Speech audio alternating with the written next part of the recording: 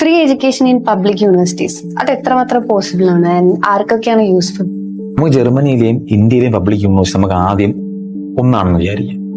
നമുക്ക് ഇന്ത്യയിൽ പബ്ലിക് യൂണിവേഴ്സിറ്റിയിൽ അഡ്മിഷൻ കിട്ടാനായിട്ട് ഒരു സെറ്റ് ഓഫ് ക്രൈറ്റീരിയയും ഒരു സെറ്റ് ഓഫ് അണ്ടർ ഗ്രാജുവേറ്റ് മാർക്കും എല്ലാം കൺസിഡർ ചെയ്യും. പ്ലസ് പലയിടത്തും എൻട്രൻസും ഉണ്ട്. ഓക്കെ, ഈ സെറ്റ് ഓഫ് ക്രൈറ്റീരിയ ഉണ്ടെങ്കിൽ നമുക്ക് അവിടുത്തെ പബ്ലിക്കിൽ നമുക്ക് അപ്ലൈ ചെയ്യാനും പഠിക്കാനും സാധിക്കും. മെയിനായിട്ട് കൺസിഡർ ചെയ്യേണ്ടത് നമ്മളൊരു മാസ്റ്റേഴ്സ് ആണ് പഠിക്കാൻ പറഞ്ഞത്, അതും ഒരു വേറെ അന്യ രാജ്യത്താണ് പഠിക്കാൻ പറഞ്ഞത്. അറിവ് നല്ലപോലെ ഉണ്ടെങ്കിൽ എക്സാം പോയിന്റ് ഓഫ് വ്യൂവിൽ ഇവിടത്തെ പോലെ ചിലപ്പം കുത്തിയിരുന്ന് പഠിക്കേണ്ട ഒരു സാഹചര്യം അതൊന്നും വരില്ല. ആ നോളജ് ലെവൽ ഉണ്ടെങ്കിൽ മാത്രമേ ഇത് പാസ്സായി കിട്ടുള്ളൂ. ഇനി ഒരു സ്റ്റാറ്റിക്സ് പോയിന്റ് ഓഫ് വ്യൂവിൽ നോക്കുവാണെങ്കിൽ 100 പേര് പബ്ലിക്കിൽ പഠിക്കാൻ പറഞ്ഞെങ്കിൽ കറന്റ് സിറ്റുവേഷനിൽ 50 പേരും ഒന്നുകിൽ അത് ഡ്രോപ്പ് ചെയ്യാറുണ്ട്, അല്ലെങ്കിൽ കോഴ്സ് സ്വിച്ച് ചെയ്യുകയാണ്. അപ്പൊ അത് കറന്റ് സിറ്റുവേഷനിൽ കൂടാനേ വഴിയുള്ളൂ, കുറയാൻ വഴി.